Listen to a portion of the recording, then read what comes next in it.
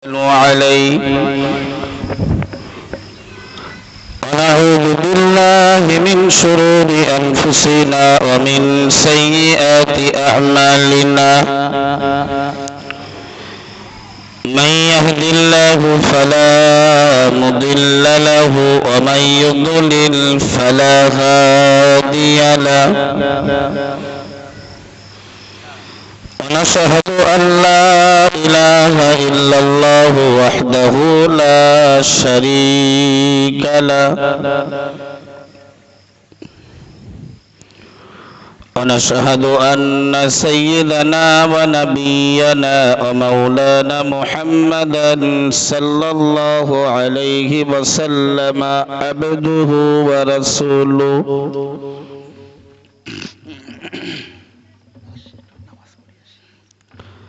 الذي أرسله تعالى بالحق بشيرا ونذيرا وداعيا إلى الله بإذنه وسراجا منيرا أما قال الله تعالى في كلامه الفرقان الحميد فاعوذ بالله من الشيطان الرجيم بسم الله الرحمن الرحيم إن الله وملائكته يصلون على النبي يا أيها الذين آمنوا صلوا عليه وسلموا تسليما الله আলোচনা করা ও বোঝার তৌফিক নসিব করেছেন স্রষ্টার প্রতি আমরা সবাই কৃতজ্ঞতা আদায় করে বলি আলহামদুলিল্লাহ। আমাদের রাহবার পথ প্রদর্শক বিশ্বনবী সাইয়্যিদুল মুরসালিন খাতামুন নবিয়্যিন শাফিউল মুযনিবিন রাহমাতুল লিল আলামিন প্রিয় নবীর প্রতি প্রাণ উজাড় করে আমরা দরুদ পড়ি, বলেন সাল্লাল্লাহু আলাইহি ওয়াসাল্লাম। পরসমাচার আজকের মাহতি ইসালে সাহাবের সুযোগ্য নির্বাচিত মাননীয় সভা সঞ্চালক, আমার পূর্বে বিদায় নিলেন জনাব মুহতারাম মাওলানা মুফতি আব্দুল মুহিত সাহেব হুজুর, এবং আমাদের মাঝে আমাদের মধ্যমণি মহামান্য মুফতি সাহেব হুজুর কিবলা, তিনিও আখিরি মোনাজাত করতে উপস্থিত হবেন ইনশাআল্লাহ। তৎসহ সামনে উপবিষ্ট বিভিন্ন বয়সের বিভিন্ন স্তরের সম্মানিত সুধী শ্রোতা মণ্ডলী, সকলকে আমার আন্তরিক অভিনন্দন ও মোবারকবাদ জ্ঞাপন করছি। নাহমাদুহু ওয়া নুসাল্লি আলা রাসূলিহিল কারীম, আম্মা বা'দ।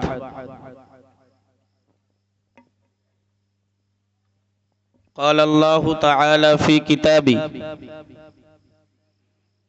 إنما المؤمنون إخوة، وقال النبي صلى الله عليه وسلم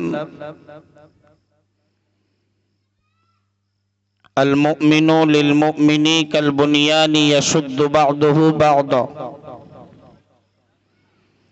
أو كما قال عليه السلام صدق الله العظيم وصدق رسوله النبي الكريم ونحن على ذلك من الشاهدين والشاكرين والحمد لله رب العالمين। সম্মানিত সুধী শ্রোতা মণ্ডলী,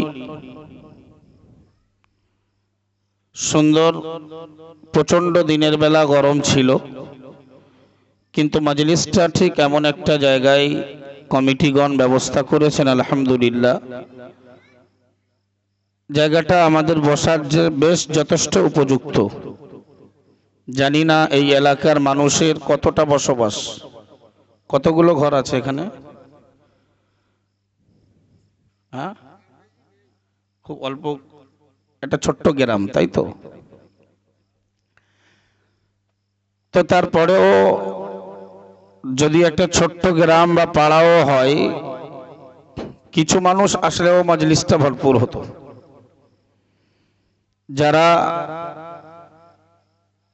অযথা সময় বিনষ্ট করছেন,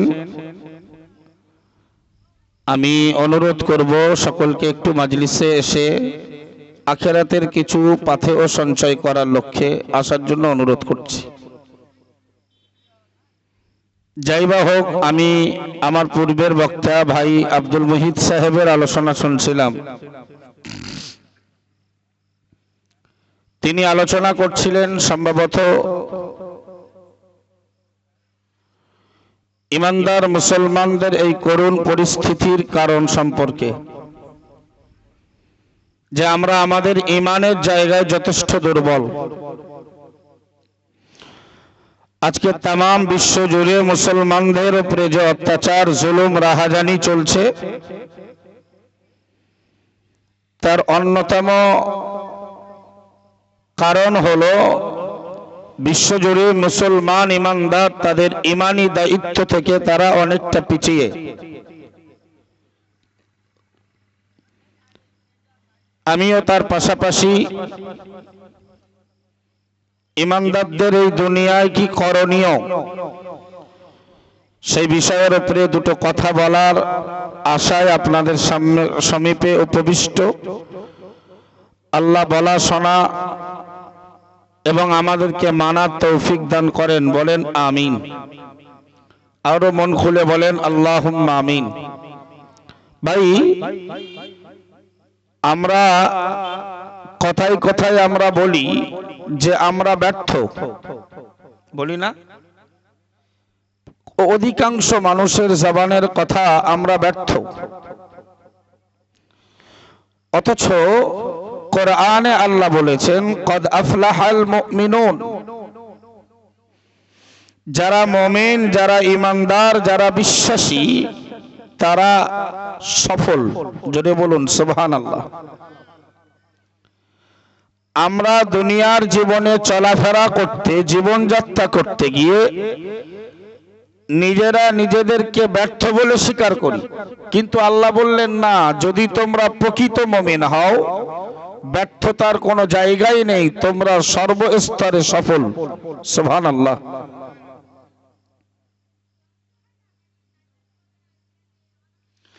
আমরা বলি আমাদের জীবনে অনেক কষ্ট, বলি না এই কথা? আমরা অধিকাংশ লোকের বক্তব্য যে আমার জীবনে অনেক কষ্ট, বলি তো এই কথা। অথচ আল্লাহ কোরআন শরীফে 30 পারার সূরাতুল ইনশিরাহের ভিতরে জানালেন ইন্না মাআল উসরি ইউসরা, কষ্টের পরেই নিশ্চয়ই কষ্টের সঙ্গে রয়েছে স্বস্তি, শান্তি। জোরে বলুন, কষ্টের পরেই রয়েছে শান্তি। সুতরাং যারা ঈমানদার হবে, কষ্ট যদি তারা ভোগ করে, থাকবে তার জন্য শান্তি।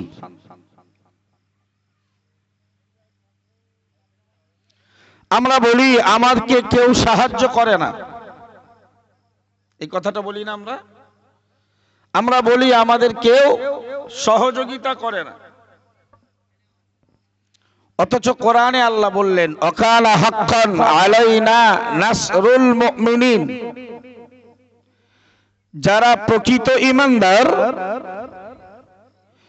ঈমানদারের সহযোগিতা করা আল্লাহর উপরে, আল্লাহ বলছেন আমার উপরে অপরিহার্য।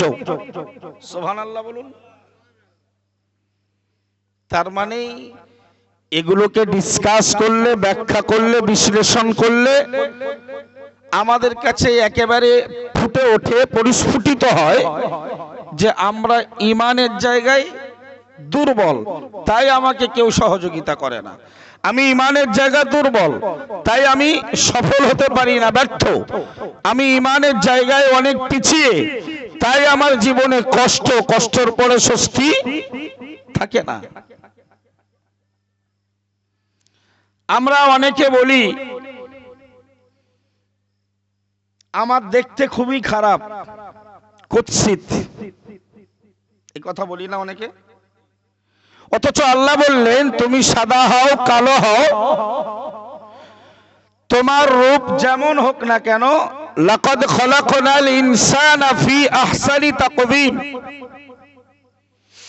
অবশ্যই আমি আল্লাহ মানব গোষ্ঠীকে সুন্দরতম কাঠামোতে গঠনে আমি সৃষ্টি করেছি। জোরে বলুন। তাহলে নিজের রূপ সৌন্দর্য নিয়ে কোনো প্রকারের টেনশন, কোনো প্রকারের চিন্তা করার কোনো জায়গা নেই, কারণ আল্লাহর কথা মানব জাতিকে আমি আল্লাহ সুন্দর আকৃতিতে গঠন করেছি। জোরে বলুন।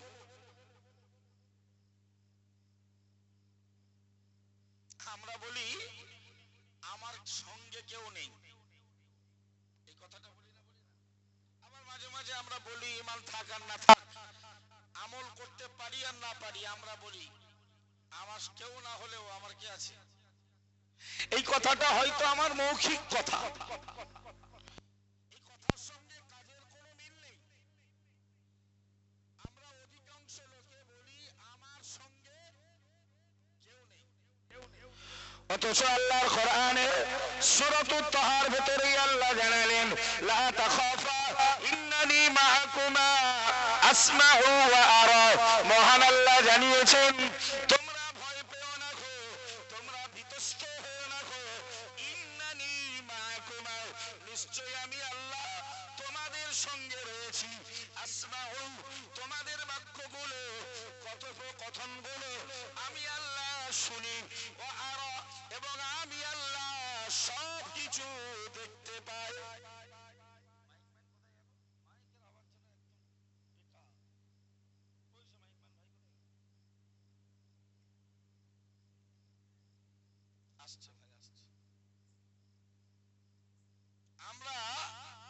আমরা বলি আমার সঙ্গে কেউ নেই, অথচ আল্লাহ বলছেন ইন্নাল্লাহা মাআস সাবিরিন, যারা ধৈর্য ধারণ করতে পারে আল্লাহ তাদের সঙ্গী হয়ে যায়। জোরে বলুন। অ্যাকচুয়াল এই যে আমরা নিজেকে বলি আমি ব্যর্থ, আমি বলি আমার জীবনে কষ্ট, আমরা বলি আমার সঙ্গে কেউ নেই, আমাকে কেউ সহযোগিতা করে না, এগুলো আমাদের ঈমানের দুর্বলতা, এগুলো আমাদের ঈমানের ঘাটতি। তা না হলে আপনাকে কোরআন অস্বীকার করতে, যদি আপনি এটাকে স্বীকার না করেন যে আমার ঈমানের দুর্বলতা, আমার ঈমানের ঘাটতি, তাহলে আমি যে তথ্যগুলো দিচ্ছি এগুলো তো কোরআন, তাহলে তো কোরআনকে অস্বীকার করা হয়। বেস্তে দাও, ঢিলে দাও, দম যেন না টানে, চনমনে আওয়াজ হবে।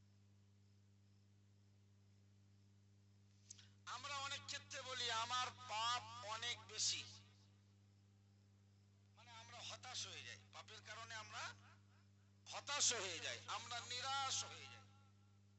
ঠিক বলছি না? অথচ আল্লাহ পাক তার কোরআনের সূরা বাকারার ভিতরে বলেছেন ইন্নাল্লাহা ইউহিব্বুত তাওয়াবিন, নিশ্চয়ই আল্লাহ গুনাহগার যারা তওবা করে ওই তওবাকারীদেরকে আল্লাহ মহব্বত করেন। জোরে বলুন। তাহলে নিজের পাপের কারণে হতাশ হবার কোনো জায়গা, এগুলো আমাদের ঈমানের দুর্বলতার কারণে এই ভাষাগুলো আমরা এই কথাগুলো বলে ফেলি। আমরা অনেক সময় বলি যে আমি সব সময় অসুস্থ থাকি। বর্তমান যুগ সন্ধিক্ষণের অধিকাংশ লোকজন প্রায় অসুস্থ, আমরা অধিকাংশ সময় অসুস্থ হয়ে পড়ি। আর এই কথাটা আমরা অধিকাংশ লোক বলেও ফেলি যে আমরা অসুস্থ। ঠিক না বল? কোরআনে আল্লাহ বিবরণ দিলেন অনুনাজ্জিলু মিনাল কোরআনি মা হুয়া শিফাউ ওয়া রাহমাতুল লিল মুমিনিন। মহান আল্লাহ কোরআন শরীফে 15 পারা 9 পৃষ্ঠা সূরার নাম সূরাতু বনী ইসরাঈল। মহান আল্লাহ ঘোষণা দিলেন অনুনাজ্জিলু মিনাল কোরআন, ও বান্দা মনে রাখো আমি আল্লাহ কোরআন নাযিল করেছি মা হুয়া শিফাউ, না না না না না, এটা যারা মুমিন এটা যারা আল্লাহ বিশ্বাসী তাদের জন্য তো এই কোরআন আরোগ্য লাভের একটি মাধ্যম। জোরে বলুন আর উচ্চ আওয়াজে বলুন সুবহানাল্লাহ। আমরা বলি আমরা প্রায় সময় অসুস্থ, এই অসুস্থ সুস্থ হতে পারে কোরআনের চিকিৎসা দিয়ে। সুবহানাল্লাহ বলুন। এই কোরআন পড়া তো দূরের কথা, ছুঁইও না, স্পর্শ করি না, ধরিও না, পালিয়ে যায়। আবার রমজান মাসে অধিকাংশ মসজিদে খতম তারাবি হয়তো, শরীফুল ভাই এদিকে হয়তো, সেই কোরআন তো পড়তে জানি না, চেষ্টাও করি না। শোনার একটা সুবর্ণ সুযোগ ছিল, পড়লে যা সওয়াব, শুনলেও ওই সওয়াব। এটাকে ওই সুযোগটাকেও হাতছাড়া করেছি। এরপরে বিভিন্ন বড় বড় চিকিৎসকের কাছে তাদের ফর্মুলা অনুযায়ী চলে আমরা আরোগ্য লাভ করতে চাই, সুস্থ হতে চাই। মাথায় রাখুন, সুস্থতা একমাত্র আল্লাহর হাতেই। আর আল্লাহ বললেন কোরআন নাজিল করা হয়েছে সুস্থ করার জন্য। জোরে বলুন। আল্লাহ পাকের নবী সাইয়্যিদুনা ইব্রাহিম খলিলুল্লাহ আলাইহিস সালাম তিনি বললেন, ও বাদশা নমরুদ, মনে রাখো আমার রবের পরিচয় তুমি শুনে নাও। তুমি একদিকে খোদাই দাবিদার, আমার খোদার ডেফিনিশনটা জেনে নাও। আল্লাহ পাকের নবী সাইয়্যিদুনা ইব্রাহিম খলিলুল্লাহ আলাইহিস সালাম বললেন, ওয়া ইযা মারিতু ফাহুয়া ইয়াশফিন। আমি ইব্রাহিম আলাইহিস সালাম যখন অসুস্থ হয়ে পড়ি, রোগগ্রস্ত হয়ে যায়, ফাহুয়া ইয়াশফিন, সেই আল্লাহ তিনি তো আমাকে সুস্থ করে দেন। এই জায়গার অবস্থা ভালো লাগছে না, ওই দিকের অবস্থা আসছে, বক্সের অবস্থা আরো মিষ্টি করো ভাই। ও রোগ দেয় কে? ওয়াইদা মারিতু ফাহুয়া ইয়াশফিন। এই এই বাদরামি হচ্ছে না? আল্লাহ পাকের নবী ইব্রাহিম আলাইহিস সালাম বললেন, ওয়াইদা মারিতু, আমি যখন অসুস্থ হই, ফাহুয়া ইয়াশফিন, সেই আল্লাহ তিনি আমাকে সুস্থ করে দেন। জোরে বলুন। তাহলে আমরা সব সময় বলি আমি অসুস্থ, রোগ আমার পেছন ছাড়ে না। এই কথার জবাব আল্লাহ কোরআনে দিয়েছেন, অনুনাজ্জিলু মিনাল কোরআন মা হুয়া শিফা। আমি কোরআন নাজিল করেছি যেটা চিকিৎসা, রাহমাতুন এবং রহমত, দয়া, লিল মুমিনিন, মুমিন জাতির জন্য। জোরে বলুন সুবহানাল্লাহ। ওয়াজ বুঝতে কি অসুবিধা হচ্ছে? হ্যাঁ, আমরা অনেক ক্ষেত্রে বলি আমার কোনো কিছুই ভালো লাগে না। কি কথা আমরা বলি না? বলি না? একদম এক্স ওয়াই জেড অধিকাংশ লোকই বলে। যখন কোনো টেনশন হয়, চিন্তা হয়, কোনো রোগ হয়, যখন কোনো প্রকারের দুর্বলতা আসে, তখন আমাদের জবানে কথা বার হয় যে আমার কোনো কিছুই ভালো লাগে না। অথচ আল্লাহর কোরআন জবাব দিল, ওয়াল আখিরাতু খায়রুল লাকা মিনাল উলা। ও বান্দা, তোমরা মনে রাখো তোমার বর্তমান জীবন, তোমার এই জীবন অপেক্ষা ওয়াল আখিরাতু খায়রুল লাকা মিনাল উলা, তোমার পরবর্তী জীবনটা তোমার পূর্ববর্তী জীবন অপেক্ষা উত্তম। একটু জোরে বলুন সুবহানাল্লাহ। তোমার সামনের জীবন যেটা আসছে, এই জীবনটা এই পূর্বের বিগত জীবনের থেকে অনেক ভালো। সুতরাং বর্তমান যে পরিস্থিতিতে আছো, এটার জন্য তুমি হতাশ হইও না, নিরাশ হইও না যে আমার কিছু ভালো লাগে না, যেন মনে হয় সুসাইড করি। নাউজুবিল্লাহি মিন যালিক। সবসময় কোরআনের এই তথ্যগুলো মাথায় রাখতে হবে যে আল্লাহই তো বলেছেন, আল আখিরাতু খায়রুল লাকা মিনাল উলা। ঈমানদার যারা, তাদের পরবর্তী জীবনটা আগের জীবনের থেকে ভালো। সুবহানাল্লাহ বলুন ভাই। ফর এক্সাম্পল, দুনিয়াতে যদি পরবর্তী জীবনটা ভালো নাও হয়, ঈমানের উপরে চলতে পারার কারণে আখিরাতের জীবনটা দুনিয়ার পরে না আগে? দুনিয়ার পরে। সুতরাং সেই জীবনটা আমার আপনার জন্য অনেক অনেক গুণ ভালো হবে। জোরে বলুন সুবহানাল্লাহ। আমরা অনেক সময় বলি যে বিজয় অনেক দূর, মুসলমানদের মনে আর কোনোদিন বিজয় হবে না। অথচ আল্লাহ বলেছেন লা তাখাফু ওয়া লা তাহজানু ওয়া আনতুমুল আ'লাউনা ইন কুনতুম মুমিনিন। জোরে বলুন। কোরআনে আল্লাহ বিবরণ দিলেন ও ঈমানদার গোষ্ঠী, মুসলমান সম্প্রদায়, না না না না না, তোমরা ভীতস্ত হবে না, তোমরা চিন্তিত হবে না। আমি আল্লাহ ঘোষণা দিলাম ওয়া আনতুমুল আ'লাউনা, তোমরাই বিজয়ী হয়ে যাবে, ইন কুনতুম মুমিনিন, যদি তোমরা প্রকৃত মুমিন হও। একটু জোরে বলুন সুবহানাল্লাহ। যদি তোমরা প্রকৃত মুমিন হও তাহলে বিজয় তোমাদের জন্য অপেক্ষা করছে। মুসলমানদের নবী, আমাদের নবী, রাহাবার পথ প্রদর্শক বিশ্ব নবী হাবিবুল্লাহ মুহাম্মদুর রাসূলুল্লাহ, মন খুলে বলুন সাল্লাল্লাহু আলাইহি ওয়াসাল্লাম, তার প্রথম জীবনটা ছিল পরাজিত।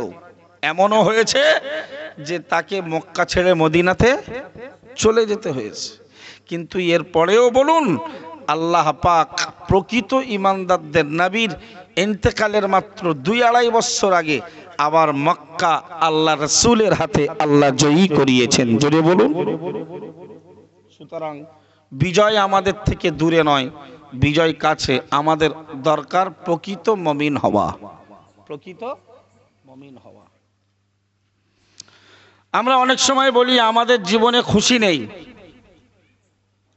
আমাদের জীবনে সুখ নেই, শান্তি নেই, এ কথা বলি না। অথচ আল্লাহ কোরআনে বললেন ওয়ালা সাউফা ইউতিকা রাব্বুকা ফাতারদা। আল্লাহু আকবার বলুন। আল্লাহর কোরআন শরীফের 30 পারার সূরাতুদ দুহার ভিতরেই মহান আল্লাহ জানালেন, যারা আমরা বলি আমাদের জীবনে সুখ নেই, আমাদের জীবনে শান্তি নেই, আমাদের জীবনে খুশি নেই, আমাদের জীবনে আনন্দ নেই, তাদের ব্যাপারেই কোরআন বলেছে ওয়ালা সাউফা ইউতিকা রাব্বুকা ফাতারদা। ও নবী মুহাম্মদুর রাসূলুল্লাহ সাল্লাল্লাহু আলাইহি ওয়াসাল্লাম, তোমাকে তোমার রব খুব শীঘ্রই এমন কিছু দেবে, ফাতারদা, যাতে তুমি খুশি হয়ে যাবে।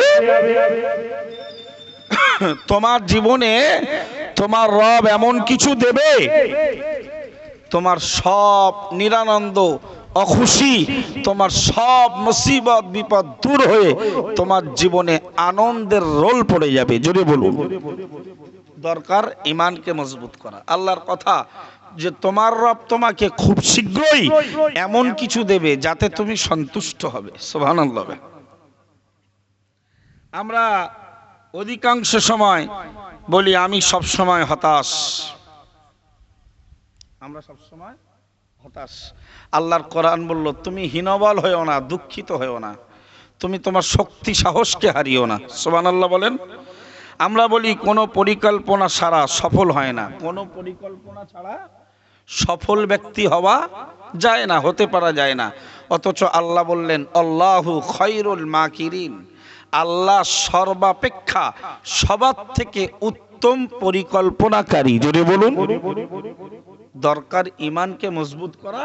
ঈমান মজবুত হলে আমাদের পরিকল্পনাগুলো করে দেবেন, আমরা ওই পরিকল্পনা অনুযায়ী ঘুঁটি সাজাবো, কেল্লা ফাতে। জোরে বলুন।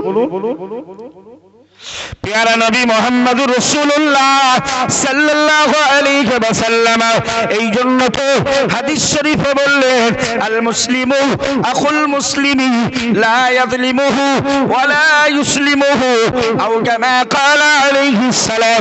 আল্লাহ পাকের নবী মুহাম্মদুর রাসূলুল্লাহ সাল্লাল্লাহু আলাইহি ওয়াসাল্লাম প্রকৃত মুমিন মুসলমানের পরিচয় তুলে ধরলেন।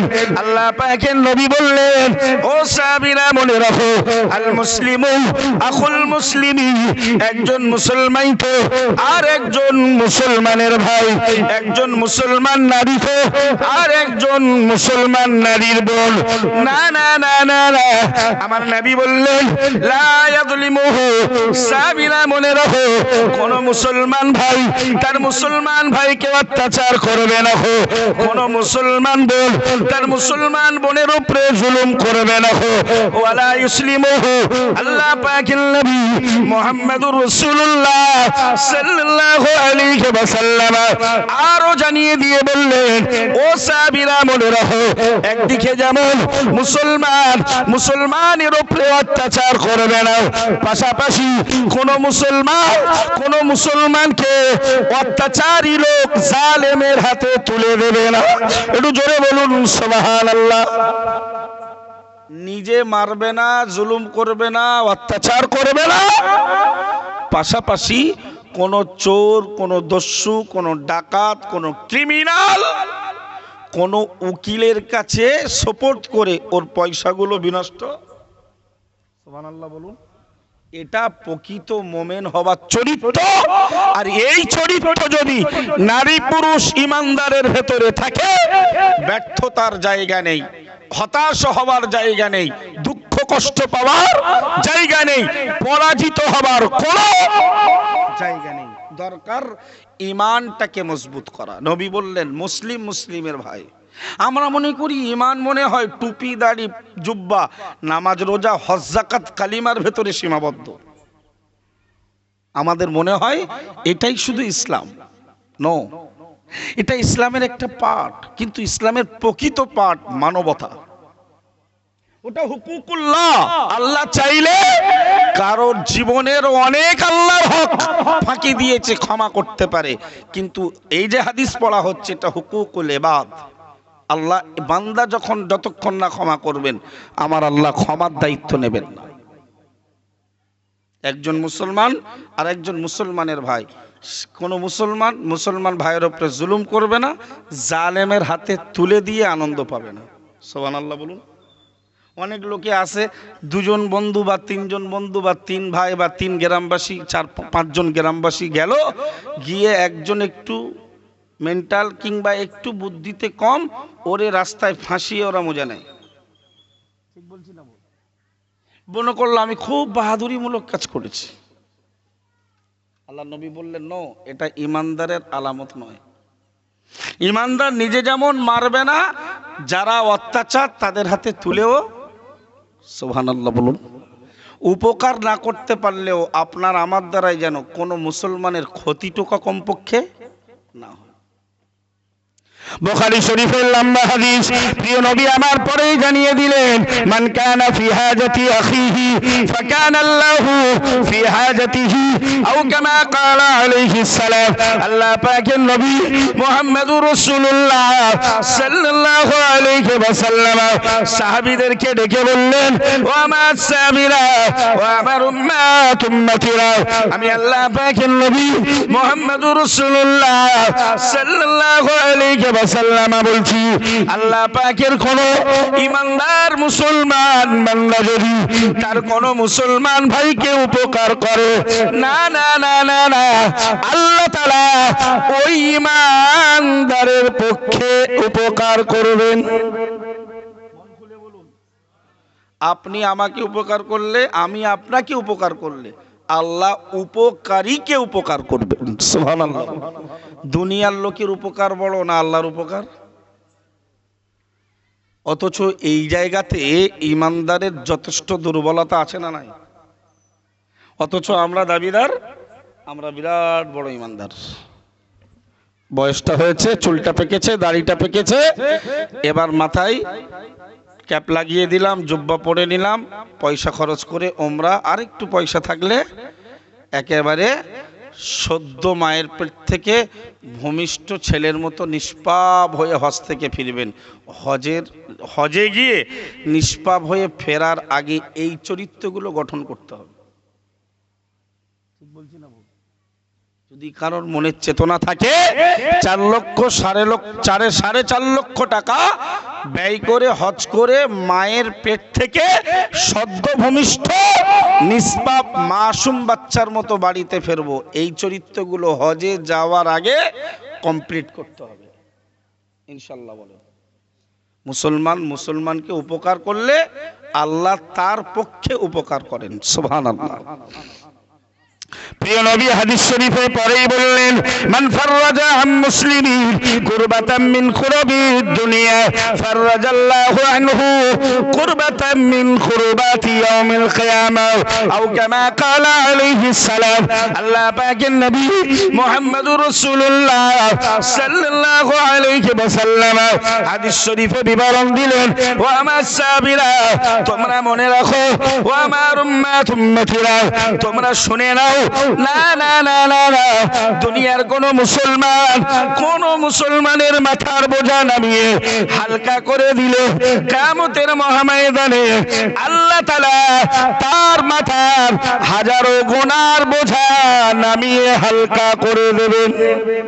আর মন খুলে বলুন সুবহানাল্লাহ। আপনি দুনিয়ার কোন মানুষের বিপদের বোঝা, দুঃখের বোঝা, অভাবের বোঝা, কষ্টের বোঝা, রোগের বোঝা যদি নামিয়ে দেন, তাহলে আল্লাহ আপনার আমার বোঝা কোথায় নামাবেন? কোথায় নামাবেন? কিয়ামতের দিন। আমরা দুনিয়ায় নামাবো আর আল্লাহ নামিয়ে দেবেন। আচ্ছা, কিয়ামতের দিনে যদি কেউ বোঝা নামিয়ে দেন, আল্লাহ আমাদের বোঝা নামিয়ে দেন, তাহলে আমাদের জান্নাত যাবার ব্যাপারে আর কোনো, জাহান্নাম থেকে বাঁচার ব্যাপারে আর কোনো টেনশন? কেননা কোরআনে এসেছে লা তাজিরু ওয়াজিরাতু বিজরা উখরা। কিয়ামতের দিন কোনো বোঝা বহনকারী অন্যের বোঝা বহন করে, দুনিয়ায় আপনারও একটা বোঝা আমারও একটা বোঝা একই মার্কেট থেকে আনছি, আমি দুর্বল, আমি যদি আপনাকে বলি ভাই আমার বোঝাটাকে একটু বয়ে দেন, বহন করে দেন, আপনি না হলেও আরেকজন, আরেকজন না হলেও আরেকজন, কেউ না কেউ বহন করে দেবে, কিন্তু কিয়ামতের দিনে কেউ কারোর বোঝা বইবে না। আল্লাহ বলছে, আল্লাহ নবী বললেন, দুনিয়ায় যদি মুসলমান তার কোনো মুসলমান ভাইয়ের মাথার বোঝা নামায়, কিয়ামতের দিন আল্লাহ তার মাথার গোনার বোঝা নামিয়ে হালকা করে দেবেন। সুবহানাল্লাহ। এই চরিত্রগুলো ধারণ করুন।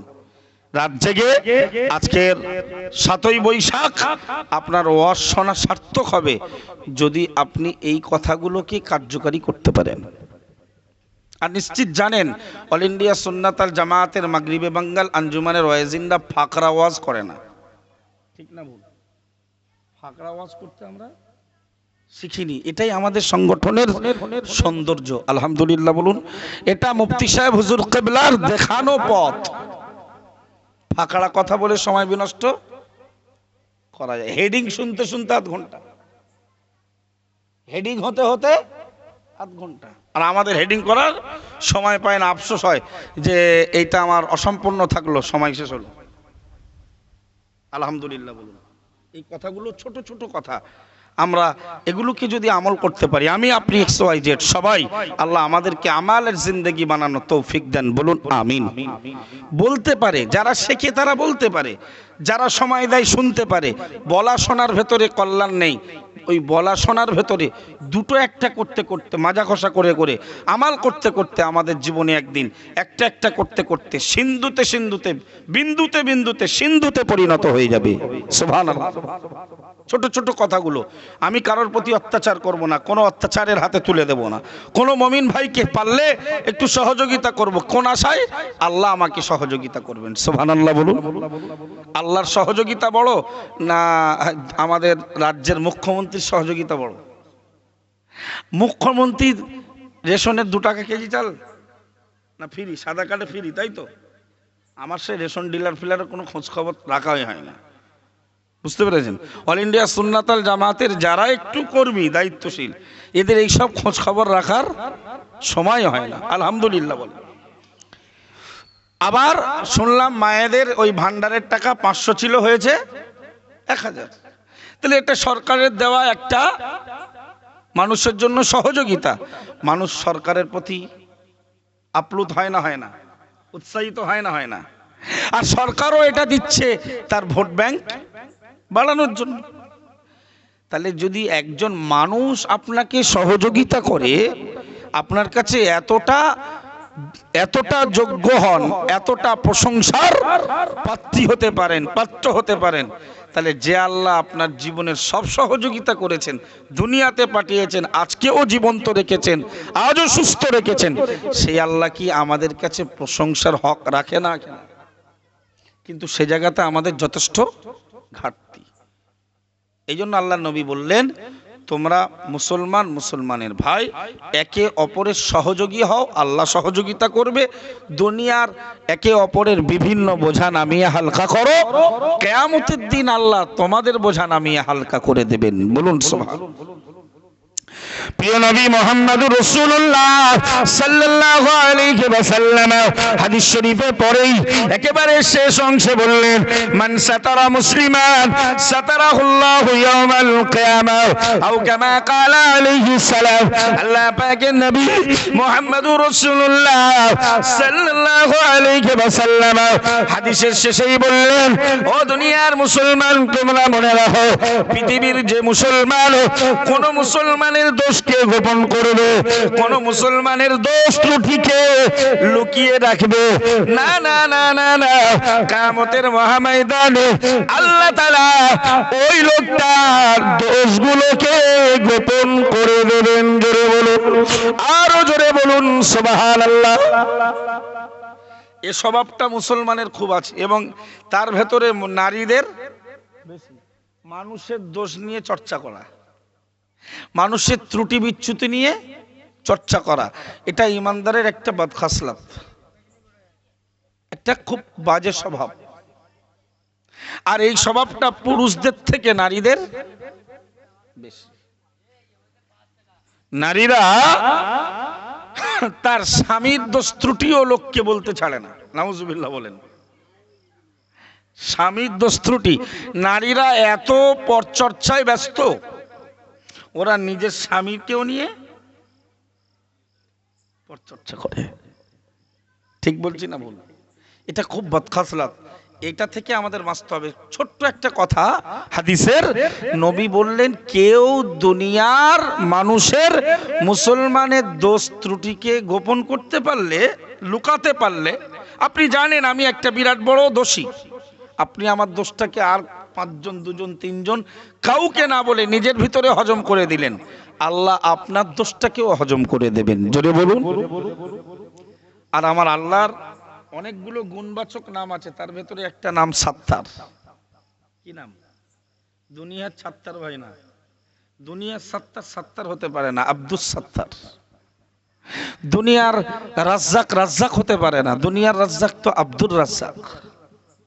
রাজ্জাক একমাত্র আমার আল্লাহ, সাত্তার আমার আল্লাহ, রহমান আমার আল্লাহ, রহিম আমার আল্লাহ, আজিজ আমার আল্লাহ, আজিম আমার আল্লাহ, খালেক। দুনিয়ার লোকের ব্রেন কাজ করে না, খালেক নাম রেখেছে বাপ, লোকে ডাকছে ও খালেক ভাই, মানে ও সৃষ্টিকর্তা ভাই। খালেক কথার অর্থ সৃষ্টিকর্তা, যিনি সৃষ্টি করেন তাকেই আরবি ভাষায় খালেক বলে। দুনিয়ার লোকে তাকে বলছে খালেক চা, খালেক বাবু, খালেক কা, খালেক ভাই, খালেক বন্ধু, ও খালেক, মানে আপনি আমার সৃষ্টিকর্তা। নাউজুবিল্লাহ। প্রিয় নবীর এক চূড়ান্ত হাদিস, ইন্না লিল্লাহি 99 ইসমান ইল্লা মিয়াতুন ওয়াহিদা ফামান আহসাহা ফাদাখালাল জান্নাতা, আও কামা ক্বালা আলাইহিস সালাম। আল্লাহ পাকের নবী মুহাম্মদুর রাসূলুল্লাহ সাল্লাল্লাহু আলাইহি ওয়াসাল্লাম হাদিস শরীফে বিবরণ দিলেন, ও আমার সাহাবীরা, তোমরা মনে রাখো, আল্লাহ তাআলার আল্লাহ জাতি নামটা ব্যতীত আল্লাহ পাকের আল্লাহ প্রকৃত নাম ছাড়াও 99টা, একটি কম 100টা, না না না না না, গুণবাচক নাম রয়েছে। ফামান আহসাহা, আল্লাহর ওই গুণবাচক 99টা নাম যে বা যারা মুখস্থ করলো, সিনার ভেতরে ধারণ করলো, আল্লাহ পাকের নবী মুহাম্মদুর রাসূলুল্লাহ সাল্লাল্লাহু আলাইহি ওয়াসাল্লাম বললেন, ফাদাখালাল জান্নাতা, ওই লোকটা আল্লাহ দয়ার জান্নাতের দাবিদার হয়ে গেল। আরো মন খুলে, আল্লাহর আল্লাহ নাম ব্যতীত কটা নাম আছে গুণবাচক? 99টা, একটি কম 100টা। আল্লাহ নবী বললেন জান্নাতে যাওয়ার অনেক মাধ্যমের ভেতরে আরেকটি মাধ্যম হলো যারা আল্লাহর ওই 99টা নাম মুখস্থ করলো। সুবহানাল্লাহ বলুন। তার ভেতরে একটা নাম আছে রহমান, রহিম, গফর, গফফার, সাত্তার। একটা নাম আছে না সাত্তার? সাত্তার কথার অর্থ দোষ গোপনকারী। জোরে বলুন। আল্লাহ যদি এই সাত্তার নাম না রাখতেন নিজের জন্য, তাহলে আমাদের দোষ সব মানুষের সামনে ফ্লাশ হয়ে যেত। আল্লাহ নিজের নাম রেখেছেন সাত্তার, যার শাব্দিক বাংলা অনুবাদ হলো দোষ ত্রুটি গোপনকারী। তাই আমার আপনার মতো বিরাট সাইনবোর্ডওয়ালা হুজুর আর মুসল্লি আমাদের দোষগুলো আজও ঢাকা। আমি কি দোষ করেছি, আপনি কি দোষ করেছেন, আল্লাহর পরে আমার আর আপনার থেকে তো বেশি কেউ। একটু নিজেদের ওই দোষের দিকে খেয়াল করলেই বুঝতে পারি আমরা যে আল্লাহ সাত্তার কত দোষ আমাদের গোপন করেছেন। সুবহানাল্লাহ বলুন। দুনিয়ার কাউকে রহমান, সাত্তার, গফফার বলে ডাকবেন না, তাদের শুরুতে লাগাবেন আব্দুল।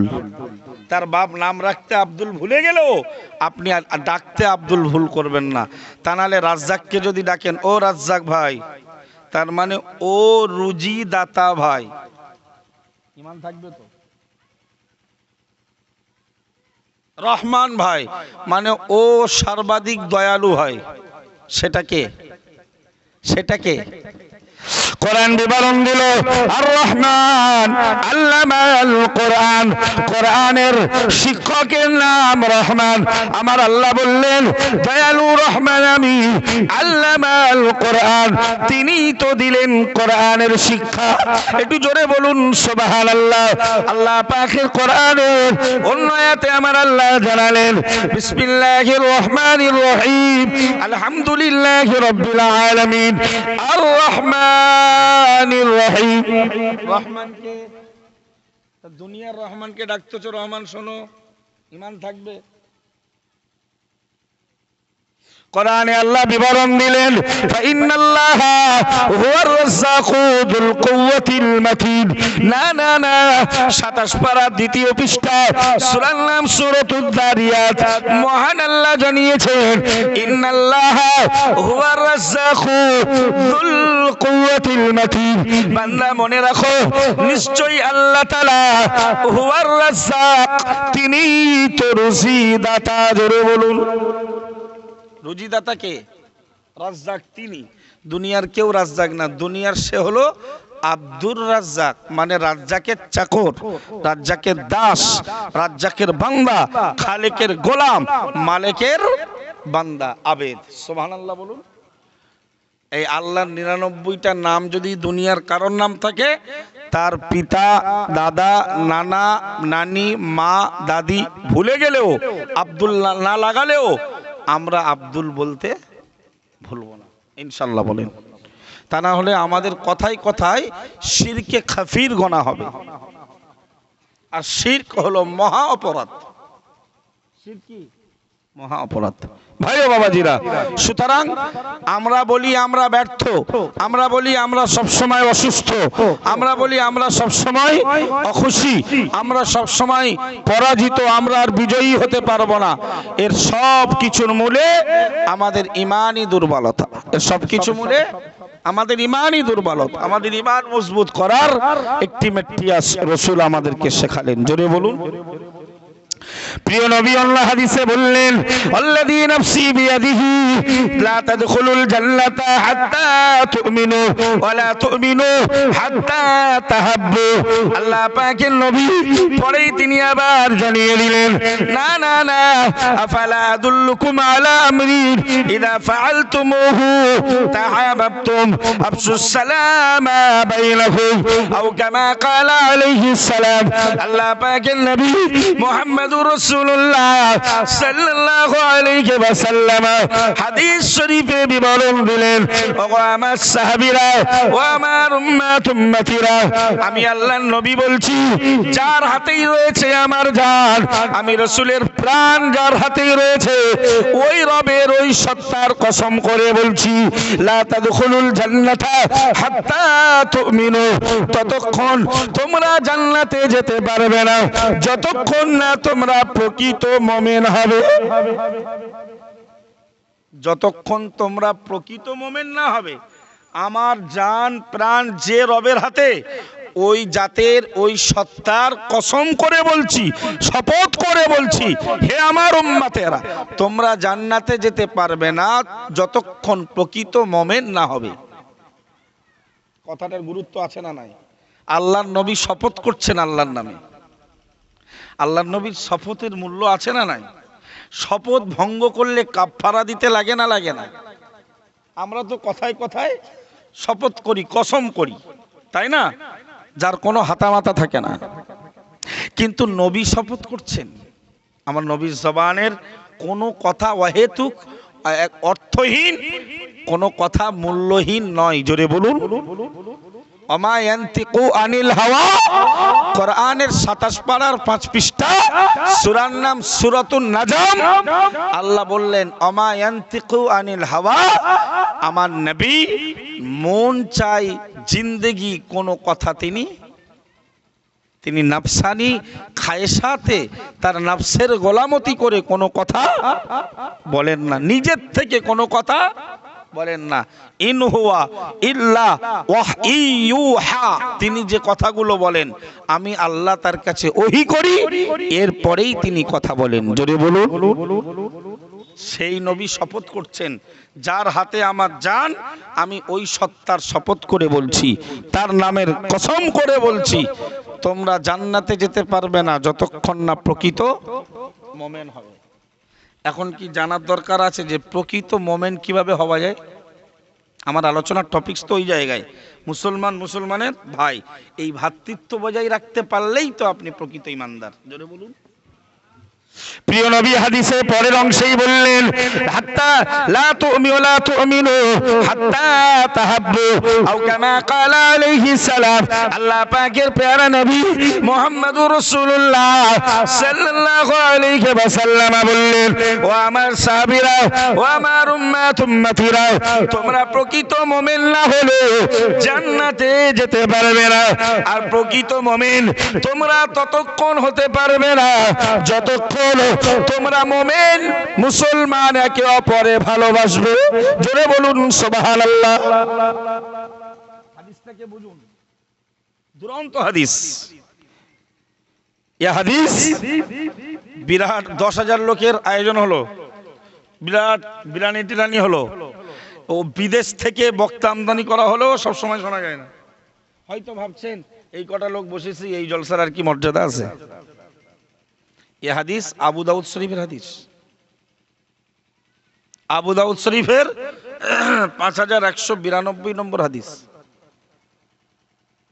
আল্লাহ নবী বলছে, তোমরা জান্নাতে যেতে পারবে না প্রকৃত মুমিন না হলে। প্রকৃত মুমিন হতে পারবে না একে অপরকে ভালোবাসতে না পারলে। সুবহানাল্লাহ বলুন। কি নবী উম্মতের কথা ভেবেছেন না ভাবেননি? একে অপরকে তোমরা ভালোবাসো। বল হুজুর ওসব ওয়াজ বাদ দেন, ভাই ভাইয়ের ভালোবাসে না, বাপ ছেলের ভালোবাসে না, ছেলে মায়ের সঙ্গে সম্পর্ক রাখে না, তো মুমিন মুমিনকে কি ভালোবাসবে? মুমিন মুমিনকে কি ভালোবাসবে? আচ্ছা, এটা তো নবীর কথা, আল্লাহর কথাও কোরআনে এসেছে, ইন্নামাল মুমিনুনা ইখওয়া।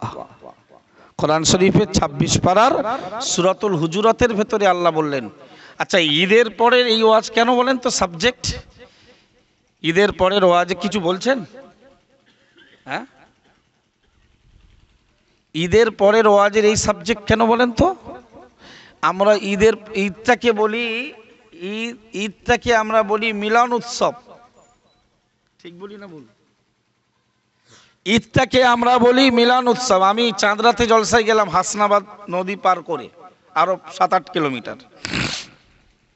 তো গিয়ে শুনলাম হুজুর একটু বক্তব্য দিতে হবে মেলার বিরুদ্ধে। বলি কেন? বললো ঈদ উপলক্ষে 1 সপ্তাহ 10 দিন চলে মিলন মেলা, যার তদারকি করে মুসলমানরা। তো আল্লাহ সেদিন সাবজেক্ট অনুযায়ী কিছু বলেছিলাম, বাকি আমরা তো হকার টাইপের, বলা আমাদের দায়িত্ব। এখন কোন কাস্টমার ওটা নেবেন না নেবেন ব্যক্তিগত ম্যাটার। হকাররা বলে না টেনে যে আমরা হকার, নেমে গেলে আর পাবে না, তাই না? দোকানে মূল্য অনেক বেশি, নিলে দেখাশোনা ফ্রি, নিলে কেনাকাটা ব্যক্তিগত ব্যাপার, কেনাকাটা। আমরা হকারগিরি করি, আমাদের কিছু এটাও আমরা দেখতে পাই চোখের সামনে, কিছু লোক, কিছু ভক্ত তারা থাকে, আলহামদুলিল্লাহ, তারা আমাদের বক্তব্যগুলোকে আমাল করে, আলহামদুলিল্লাহ বলে।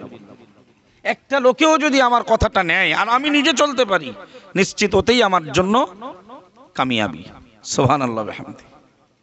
সুতরাং এই কথাগুলো খুব গুরুত্বপূর্ণ কথা।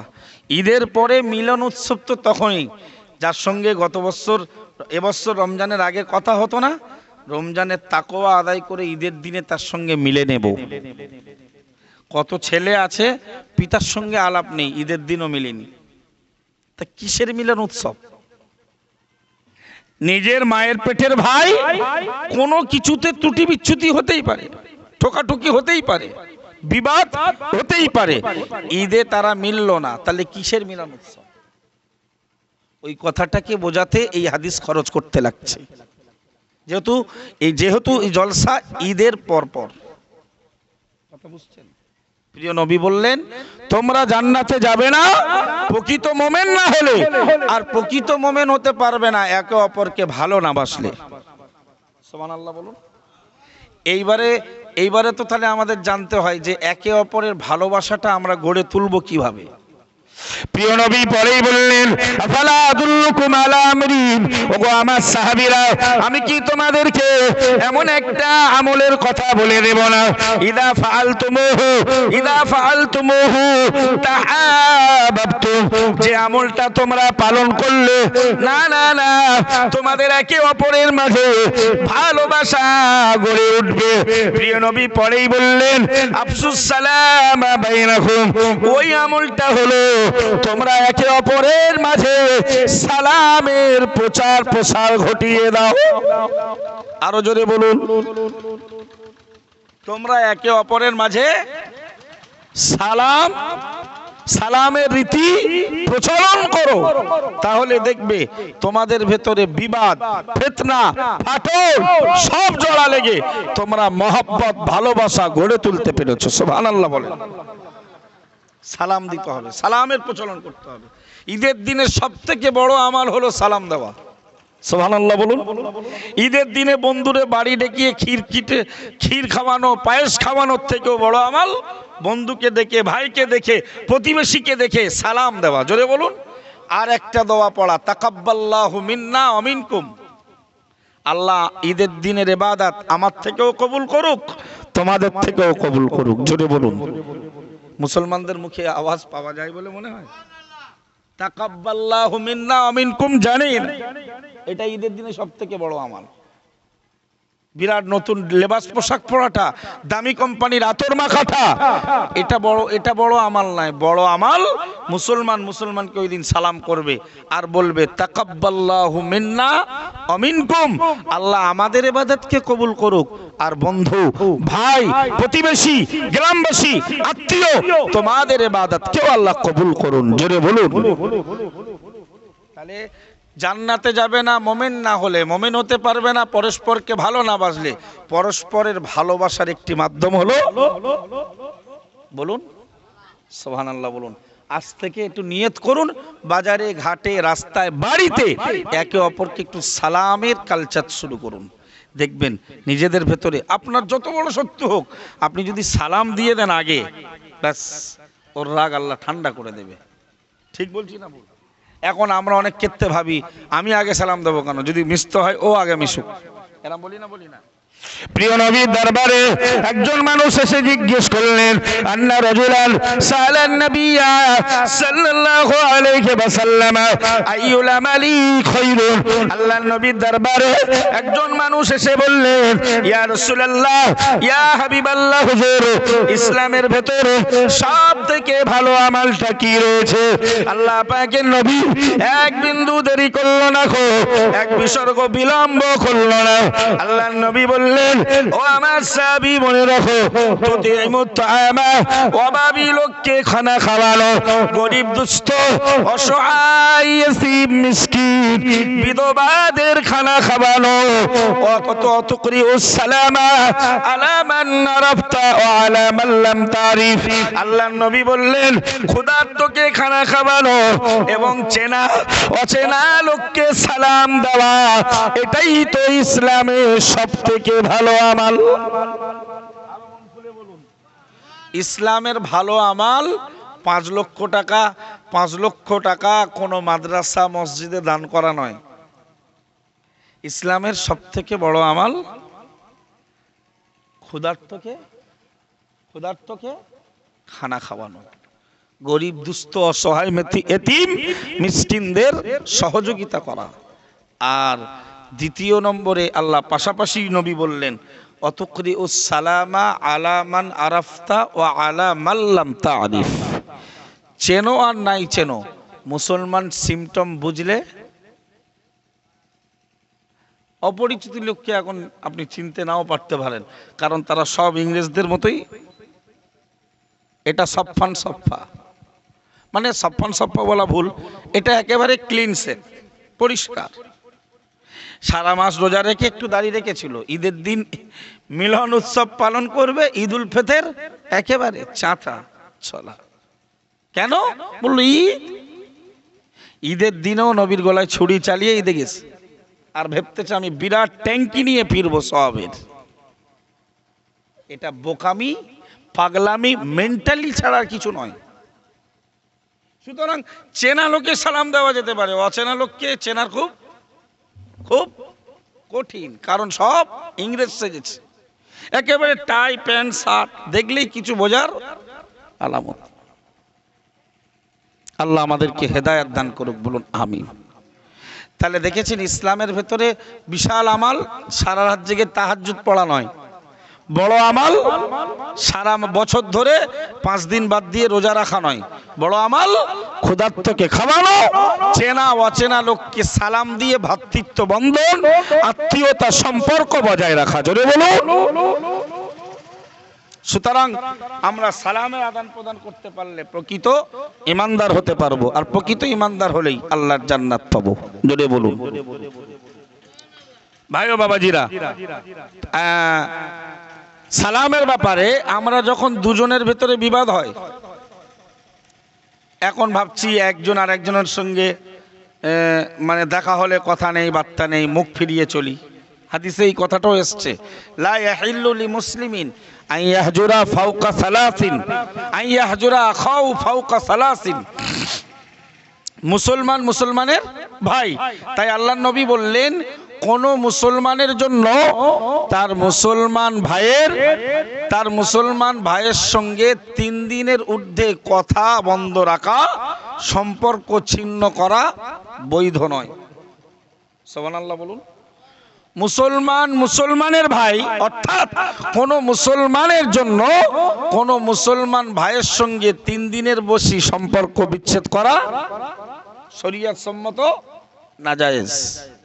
ইয়ালতাকিয়ানে, তারা দুজন যখন এক জায়গায় জড়ো হয় কোনো কারণবশত 2 জন যখন এক জায়গায় হয়, যারা একে অপরের কোনো সম্পর্ক নেই, তখন তারা কি করে? একজন এইদিকে মুখ ফিরিয়ে তাকিয়ে থাকে, আর একজন, ধরো কোনো কারণবশত এক জায়গায় হয়েছে, তারা কেউ কারোর চেহারা টোকাও দেখে না, একজন ওইদিকে আর একজন এদিকে। প্রিয় নবী আমার বললেন খায়রুহুম আল্লাযী ইয়াবদাউ বিসসালাম আও কামা ক্বালা আলাইহিস সালাম।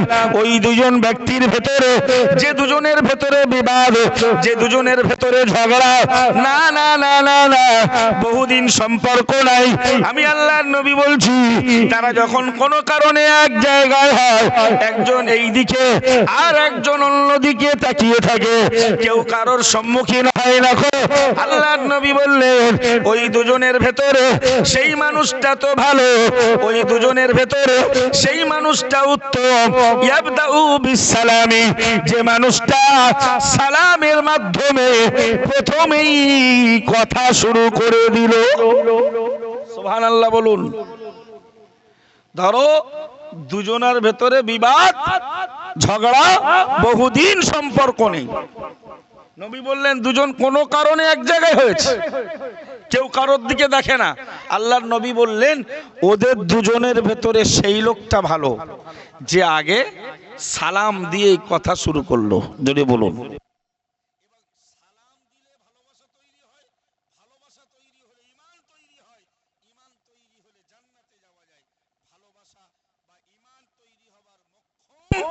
পয়েন্ট হলো সালাম। সালাম যে দুজনার ভেতরে যে আগে দিয়ে কথা শুরু করে সে ভালো। আবার নবী বলেছেন সালাম যে আগে দেয় তার আরেকটা উপকারিতা আল্লাহর নবী হাদিসে বলেছেন। প্রিয় নবী হাদিসে বললেন আল বাদিউ বিসসালামি বারিউম মিনাল কিবারি আও কামা ক্বালা আলাইহিস সালাম। আল্লাহ পাকের নবী মুহাম্মদুর রাসূলুল্লাহ সাল্লাল্লাহু আলাইহি ওয়াসাল্লাম হাদিস শরীফে বললেন যে লোকটা আগে আগে সালাম দেয়, না না না না না সেই লোকটা তো অহংকার থেকে মুক্ত হয়ে যায়। একটু জোরে বলুন সুবহানাল্লাহ। অনেক সময় কি হয়, গ্রামের হাজী সাহেব রাস্তা দিয়ে হেঁটে যাচ্ছে, আর একটা সাধারণ তার থেকে বয়সে ছোট বা এমনি মানুষ হেঁটে আসছে, হাজী সাহেব কোনোদিন আগে সালাম দিতে চায় না খুব একটা, ভাবে আমি হাজী সাহেব। বা 30 বছরের নামাজি যাচ্ছে আর একজন মদখোর আসছে ফর এক্সাম্পল, উনি ভাবতেছে আমি ওরে সালাম দেবো। আরে হতে পারে আমার সালাম দেওয়ার বিনিময়ে আল্লাহকে হেদায়েত করতে পারে, হতে পারে না যে ওই লোকটা নামাজি আমাকে সালাম দিল আমি মদখোর, তাহলে আমার তো হওয়া উচিত এরকম। আরে আল্লাহ কাকে কিভাবে পরিবর্তন করবেন এটা তো আমার আল্লাহ ছাড়া কেউ জানেন না, কিন্তু আমরা যাকে তাকে নিকৃষ্ট বলে দিচ্ছি। আমরা এগুলো ভাবি, আমি আলেম লোক রাস্তা দিয়ে যাচ্ছি ভাবছি ও তো একটা সাধারণ লোক, চেনা হোক আর অচেনা হোক আমি সালাম দেবো আগে, তো সম্ভব? অথচ নবী বলছেন আল বাদিউ বিসসালাম বারিউম মিনাল কিবার, আগে আগে সালাম প্রদানকারী ব্যক্তিরা তারা অহংকার থেকে মুক্ত হয়। জোরে বলুন। দুইজন মানুষের ভেতরে ঝগড়া, দুইজন মানুষের ভেতরেই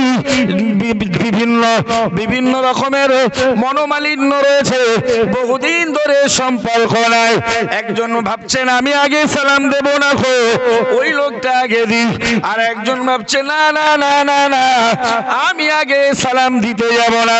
আল্লাহ পাকের নবী সালাম দেওয়ার আরো একটি তরিকা শিখিয়ে দিলেন। আল্লাহর নবী বললেন ইউসাল্লিমুর রাকিবু আলাল কায়দ ইউসাল্লিমুর রাকিবু আলাল মাররি ওয়াল মাররু আলাল কায়দি ওয়াল কালিলু আলাল কাসীরি আও কামা ক্বালা আলাইহিস সালাম। আল্লাহ পাকের নবী মুহাম্মদুর রাসূলুল্লাহ সাল্লাল্লাহু আলাইহি ওয়াসাল্লাম বললেন ওয়া মা সাবিনা, তোমরা মনে রাখো আমি আল্লাহর নবী বলছি সালাম দেওয়ার তরিকাটা জেনে নাও, নিয়ম কানুনটা তোমরা শিখে নাও। আল্লাহর নবী বললেন যারা বাইকে, গাড়িতে, মোটর সাইকেলে, ঘোড়ার পিঠে, গরুর পিঠে, উটের পিঠে যারা আরোহণ করে চলে যাবে, ওই মানুষগুলো রাস্তায় যারা পায়ে হেঁটে বেড়াবে তাদেরকে সালাম দিয়ে দেবে। একটু জোরে বলুন সুবহানাল্লাহ। প্রিয় নবী আমার বললেন ওয়াল মাররু আলাল কায়দি, আল্লাহ পাকের নবী মুহাম্মদুর রাসূলুল্লাহ সাল্লাল্লাহু সাল্লাল্লাহু আলাইহি ওয়াসাল্লাম বললেন, যারা হেঁটে হেঁটে চলে বেড়াবে তারা সালাম দেবে, যে মানুষগুলো বসে থাকবে তাদেরকে, একটু জোরে বলুন সুবহানাল্লাহ। প্রিয় নবী আমার হাদিসের শেষেই বললেন, ওয়াল কালিলু আলাল কাসিরি, অল্প সংখ্যক মানুষ অধিক সংখ্যা লোককে সালাম দেবে। ফর এক্সাম্পল, এখানে এতগুলো মানুষ বসে আছে, আপনি আসলেন, সালাম এনারা দেবেন না আপনি দেবেন? আপনি একাই বলবেন আসসালামু আলাইকুম, কিন্তু আপনার জন্য জবাব সবাই দেবে ওয়া আলাইকুমুস সালাম। জোরে বলুন। যারা চড়ে বেড়ায় তারা পায়ে হেঁটে লোককে সালাম দেবে, পায়ে হাঁটা লোককে সালাম দেবে, পদাতিক ব্যক্তি শুদ্ধ ভাষায়। আর যারা পায়ে পাইদাল চলে, পায়ে হেঁটে বেড়ায়, এরা বসে থাকা উপবিষ্ট ব্যক্তিকে সালাম দেবে। কম সংখ্যক লোক অধিক সংখ্যক লোককে সালাম দেবে। আচ্ছা, নবী কি একটা হাদিস পড়েছে জান্নাতে যেতে পারবে না মুমিন না হলে? মুমিন হতে পারবে না পরস্পর ভালোবাসা না গড়ে তুললে। আর পরস্পর ভালোবাসা গড়ে তোলার উত্তম পন্থা হলো সালাম। এই সালামের উপরে রাসূলের যে কত হাদিস, আপনি পাগল হবেন যে কত শিক্ষিত পণ্ডিত, কত বিদ্বানকে আল্লাহ আমাদের নবী বানিয়েছেন। জোরে বলুন। অথচ দুনিয়ার কারোর কাছ থেকে তিনি লেখাপড়া ওমা কুনতা তাতলু মিন ক্বাবলিহি মিন কিতাব, ইতিপূর্বে মুহাম্মদ সাল্লাল্লাহু আলাইহি ওয়াসাল্লাম আল্লাহ বলছেন, মুহাম্মদ ইতিপূর্বে তুমি কোনো কিতাব বই পুস্তক পড়ে শিক্ষা অর্জন করনি।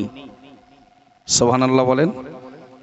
ওয়ালা তাখুত্তুহু বিয়ামিনিকা, এবং তোমার ডান হাত দ্বারা এর আগে তুমি কোনোদিন লেখালেখিও,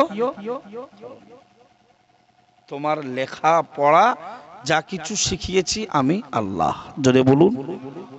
তিনি জগৎ বিখ্যাত শুধু সালামের উপরে, যে সালামের মাধ্যমে মানুষের সম্পর্ক স্থাপন হয়, সেই সালামের উপরে লম্বা চওড়া কথা বলেছেন। কি সুন্দর বললেন, সালাম সালাম করবে কারা? কে কাকে সালাম করবে? কে কাকে সালাম করবে? যারা চড়ে বেড়াবে তারা পায়ে হাঁটা লোককে সালাম দেবে, পায়ে হেঁটে চলা লোকগুলো বসে থাকা লোককে সালাম দেবে, অল্প সংখ্যক লোক অধিক সংখ্যা মানুষকে সালাম দেবে। জোরে বলুন।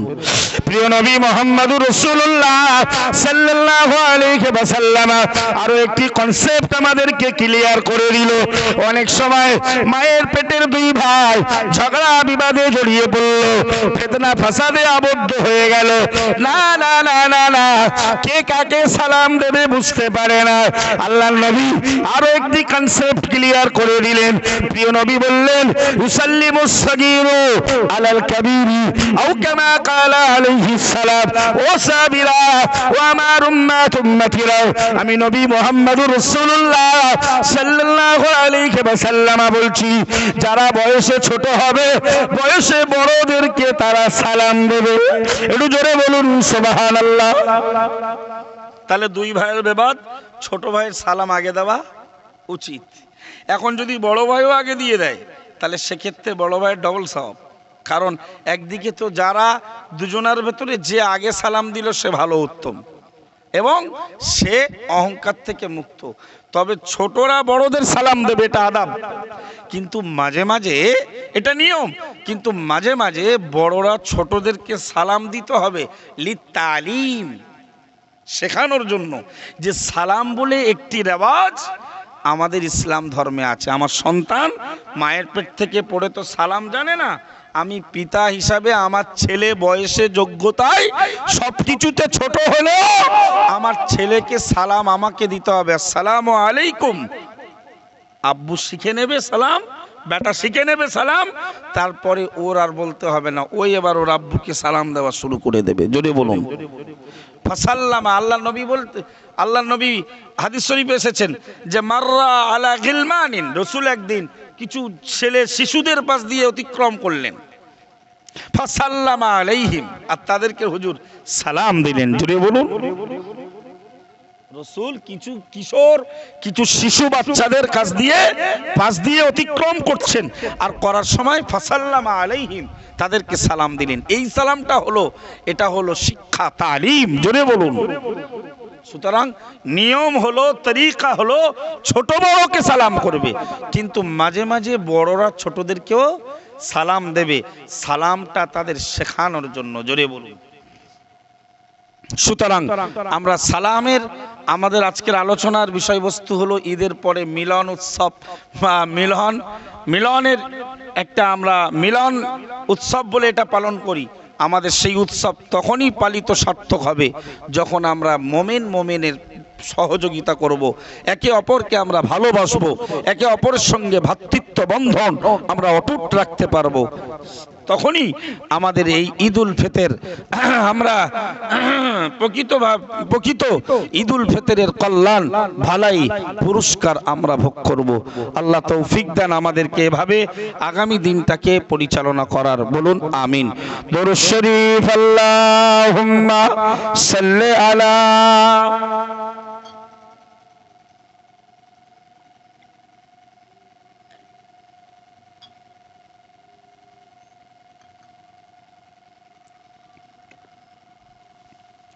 আমাদের সমাজে সবথেকে এত ফিতনা ফাসাদ, এত কলহ বিবাদ, তার অন্যতম কারণই হলো আমরা স্বামী স্ত্রীর ভেতরে মিল নেই।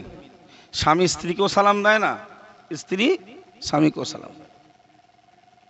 আপনি হুজুর দেখলে সালাম দিচ্ছেন, মানে যত শান্তি শুধু হুজুরের হোক। হাজী সাহেব দেখলে সালাম দিচ্ছেন, যত শান্তি হাজী সাহেবের ওপরে হোক। আপনার ছেলে মেয়ে, স্ত্রী, আব্বা মার ওপরে কোনো শান্তি দরকার নেই। এটা তো বোঝায়। যে ভাইকে সালাম করতে লজ্জা পায়, তার মানে সে চায় না যে আমার ভাইয়ের ওপরে আল্লাহ শান্তি বর্ষণ করুক, রহম বর্ষণ করুক। অথচ সে হুজুর দেখলে, নামাজি দেখলে, হাজী দেখলে সালাম করে। যাকে দেখবেন, চেনা অচেনা যাকে দেখবেন সালাম দেন। আর স্বামী স্ত্রীর ভেতরে যদি সালামের আদান প্রদান হয়, বাপ বেটার ভেতরে, মা ছেলের ভেতরে, ভাই বোনের ভেতরে, ভাই ভাইয়ের ভেতরে, প্রতিবেশী প্রতিবেশীর সঙ্গে, গ্রামবাসী গ্রামবাসীর সঙ্গে যত বেশি সালামের লেনদেন হবে, আদান প্রদান করবে, তত বেশি আমাদের সমাজ থেকে হিংসা বিদ্বেষ দূরীভূত হবে ইনশাল্লাহ। বলে স্ত্রীরা তো বর্তমানে স্বামী স্ত্রীর প্রশংসায় পঞ্চমুখ হয় না, আর স্ত্রীও স্বামীর প্রশংসা, স্বামী অন্যর বইয়ের প্রশংসা করে আর স্ত্রী অন্যের স্বামীর প্রশংসা করে। এটা বেশি অংশ পুরুষদের থেকে মেয়েদের স্বভাব বেশি। তোমার স্বামী সত্যি কি সুন্দর, তোমার স্বামীর ব্যবহার ভোলা যায় না, ওর স্বামী ওর কাছে। আচ্ছা, এ স্বভাব মেয়েদের আছে না নাই? এই জন্য মেয়েরা অধিকাংশ জাহান্নামেও যাবে। প্রিয় নবী হাদিস শরীফে বললেন, উরিতুন নারা ফাইদা আকসারু আহলিহা আন-নিসাউ আকফুরুনা আও কামা ক্বালা আলাইহিস সালাম। আল্লাহ পাকের নবী মুহাম্মদুর রাসূলুল্লাহ সাল্লাল্লাহু আলাইহি ওয়াসাল্লাম বললেন, সাহাবীরা মনে রাখো, আমি রাসূলুল্লাহকে জাহান্নাম দেখানো হলো, আমি জাহান্নামে লক্ষ্য করে দেখলাম জাহান্নামের অধিকাংশ বাসিন্দা নারী জাতি। আকফুরুনা কারণ হিসাবে রাসূল তারা অবাধ্য, তারা অস্বীকারী, অকৃতজ্ঞ। আল্লাহর নবী সাহাবীরা বললেন, ক্বালু ইয়া রাসূলুল্লাহ আয়াকফুরনা বিল্লাহি, ইয়া রাসূলুল্লাহ হাবিবাল্লাহ হুজুর, ওই নারীগুলো, মহিলারা কি, নারী জাতিগুলো কি আল্লাহকে অস্বীকার করেছেন? আল্লাহর নবী জবাব দিয়ে বললেন, ইয়াকফুরনা আল-আশিরা ওয়া ইয়াকফুরনা আল-ইহসানা আও কামা ক্বালা আলাইহিস সালাম। আল্লাহ পাকের নবী মুহাম্মদুর রাসূলুল্লাহ সাল্লাল্লাহু আলাইহি ওয়াসাল্লাম বললেন, ও সাহাবীরা, না না না না না, তারা আল্লাহকে অস্বীকার করে না, আল্লাহকে তারা মানে, আমি রাসূলকে তারা বলেই মানে, আমি রাসূলের সুন্নাতকে তারা অনুসরণ করে। ফরজ নামাজ ছেলেদের তুলনায় তারা বেশি নামাজি। ও সাহাবীরা মনে রাখো, দুনিয়ার নারী জাতি ছেলেদের তুলনায়, পুরুষদের তুলনায় তুলনায় তারাই রোজাদারের সংখ্যা বেশি। ও আমার সাহাবীরা মনে রাখো, শুধু তাই নয় গো, হে দুনিয়ার মানুষ, আজকের ঈদুল ফিতরের পর প্রিয় নবী আমার ঘোষণা দিলেন, যারা শাওয়াল মাসের 6টি রোজা রাখে, ঈদুল ফিতরের পর 6টি রোজা যারা রাখে, এই মাসেতে আল্লাহর নবী বললেন ফাকান্নামা সামা দাহরা কুল্লাহু আও কামা ক্বালা আলাইহিস সালাম। আল্লাহর নবী বললেন, শাওয়াল মাসে যারা পরস্পর 6টা নফল রোজা রাখে, তারা যেন সারা বছরের রোজা রাখার সওয়াব প্রাপ্ত হয়ে যায়। একটু জোরে বলুন সুবহানাল্লাহ। ও ভাই ও বাবাজিরা, একটু দয়া করে কি বলবেন, ওই রোজাগুলোর সংখ্যা নারীদের বেশি না পুরুষদের? ওই রোজা করছে কারা বেশি? এরপরেও রাসূল বললেন, জাহান্নামে দেখলাম এরাই বেশি আসামি। সাহাবীরা বললেন, হুজুর এদের আসামি হওয়ার কারণ? রাসূল বললেন, এরা অবাধ্য অকৃতজ্ঞ। বললে এরা কি আল্লাহর অবাধ্য? বলল না, এরা আল্লাহর অবাধ্য নয়, রাসূলের অবাধ্য নয়। এরা পুরুষদের তুলনায় নামাজীদের সংখ্যা বেশি, রোজাদারের সংখ্যা বেশি, নফল ইবাদতকারিনী এরা বেশি, কিন্তু এরপরেও এরা বেশি জাহান্নামে। প্রিয় নবী আমার বললেন, সাহাবীরা মনে রাখো, ওরা আল্লাহর কৃতজ্ঞ অবাধ্য নাই গো। ওয়ায়াকফুরুনাল আশিরা, ওরা স্বামীর ব্যাপারে অবাধ্য, স্বামীর ব্যাপারে ওরা অবাধ্য। ওয়ায়াকফুরুনাল ইহসানা, এবং ওরা ওদের স্বামীর ব্যাপারে অকৃতজ্ঞ। একটু জোরে বলুন নাউযুবিল্লাহ। তাকবীর দেন, নারে তাকবীর, নারে তাকবীর। মহামান্য মুফতি সাহেব হুজুর কিবলা, মহামান্য মুফতি সাহেব হুজুর কিবলা, অল ইন্ডিয়া সুন্নাতুল জামাআত, নারে তাকবীর। হুজুর এসেছেন, নবী ব্যাখ্যা করে বললেন, সারা বছর ধরে যদি তোমাদের স্ত্রীদের ভালো পরিষেবা দাও, কোনো সময় যদি একটু ঘাটতি হয়, তোমাকে সামনে রেখেই বলে দেবে, তোমার বাড়িতে এসে থেকে আমার সুখ শান্তি হয় না। নারীরা এই জন্য বেশি জাহান্নামী। আচ্ছা, এই কথা আমাদের স্ত্রীরা অধিকাংশ বলে না? বলে না? আল্লাহ ওদেরকে হেদায়াত নসিব করুন, বলুন আমিন। এরা পর স্বামীর বিরাট সুনাম করে, নিজের নন্দায়ের সুনাম করে, দেওরের সুনাম করে, নিজের দুলাভাইয়ের সুনাম করে, স্বামীর সুনাম করতে রাজি নয়। যে খাওয়ায়, যে সব কিছুর ভাগ নেয়, সব কিছু যে দায়িত্ব পালন করে, তার সুনাম করতে এরা রাজি নয়। এটা আমার মা বোনেদের যথেষ্ট অভাব। আমার মা বোনেদেরকে বলবো, তারা পর্দানাশীনা হোক, ইমানের উপরে মজবুত হোক, মানুষের দোষ ত্রুটিকে গোপনকারিনী হোক, স্বামীর ব্যাপারে তারা সজাগ হোক। আল্লাহ তৌফিক দেন, বলুন আমিন। ভাই, আমার আগে মুফতি আব্দুল মুহিত সাহেব ভাই, তিনি ছিলেন সংগঠনের কিছু, তিনি প্রচার প্রসার করেছেন। মুফতি সাহেব হুজুর কিবলা, তিনি এসেছেন, এক্ষুনি স্টেজে আসবেন আলহামদুলিল্লাহ। তো আপনারা সবাই জানেন, আমরা বিশেষ করে আমাদের সংগঠনের প্রাণপুরুষ প্রতিষ্ঠাতা আলহাজ হাফেজ শামসুর রহমান হুজুর রহমাতুল্লাহ আলাই, তার ইসালে সাবাব স্মৃতি সভা আমাদের রমজানের আগে হবার কথা ছিল, কিন্তু রমজান যেহেতু আগিয়ে আসায় সেই সময়টাই প্রত্যেকটা প্রতিষ্ঠানের ইসালে সাবাব, প্রত্যেকটা প্রতিষ্ঠানের সার্বিক উন্নতি, এর জন্য ইসালে সাবাব ছিল। আমরা হুজুর কিবলার স্মৃতি সভাটা সেই সময় সবাইয়ের আলোচনা, সবাইয়ের পরামর্শ অনুযায়ী আমরা ঈদুল ফিতরের পরেই করার নিয়ত রেখেছিলাম। আমাদের সংগঠনের ঊর্ধ্বতম কর্মকর্তা বিশেষত মুফতি সাহেব হুজুর কিবলা, তিনি সিদ্ধান্ত নিয়েছেন আলোচনা করে আগামী 15ই বৈশাখ স্মৃতিসভা। তো আমাদেরকে একটু নির্দেশও আছে, এই স্মৃতিসভায় সবাই যাতে আমরা তার রুহানি ফয়েজ দোয়া ভাগিদার হতে পারি, সেজন্য এই এখন যে জলসা জুলুসগুলো হচ্ছে সে জায়গাতে একেবারে নিজেদের মতো করে মানে বলা এবং তার জন্য কিছু কালেকশন করা। যেহেতু মুফতি সাহেব হুজুর কেবলা এসেছেন, আমি আপনাদেরকে অনুরোধ করব হুজুর কেবলা হাতে আপনারা আমাদের আমাদের প্রাণ পুরুষ মরহুম হাফেজ সাহেব হুজুর কেবলা রহমাতুল্লাহ আলাইহির স্মৃতি সভাতে আপনারা সবাই কিছু কিছু দিয়ে আপনারা সওয়াবের ভাগীদার হবেন এবং সঙ্গে আপনারা আমন্ত্রিত 15ই বৈশাখ আসবেন এবং 25শে বৈশাখ সম্ভবত আমাদের বাদুরিয়া মাধ্যমিক মহেশতলা মহেশপুর